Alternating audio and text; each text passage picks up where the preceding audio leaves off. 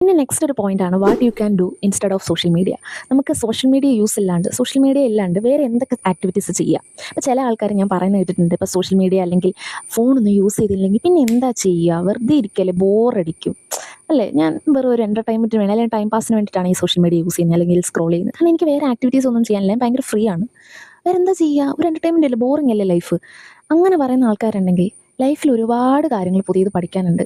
പക്ഷേ നമുക്ക് എന്താ പറയുക, അതൊന്നും ചെയ്യാനുള്ളൊരു മനസ്സില്ല എന്ന് തന്നെ പറയാം. അതുകൊണ്ടാണ് സ്ക്രോൾ ചെയ്യുന്നതിന് വലിയ കാശ് മുടക്കില്ല, സ്ക്രോൾ ചെയ്യുന്നതിന് വലിയ ഹാർഡ് വർക്ക് ഇല്ല അല്ലേ, കൺസിസ്റ്റൻസിയുടെ ആവശ്യമില്ല. വെറുതെ ഇങ്ങനെ ഇരുന്ന് എൻ്റെ കൈ ഇങ്ങനെ വെക്കുക, ആ ഒരു ഹാർഡ് വർക്കേ ഉള്ളൂ. വേറെ ഒരു ഹാർഡ് വർക്കും അതിനകത്തില്ല.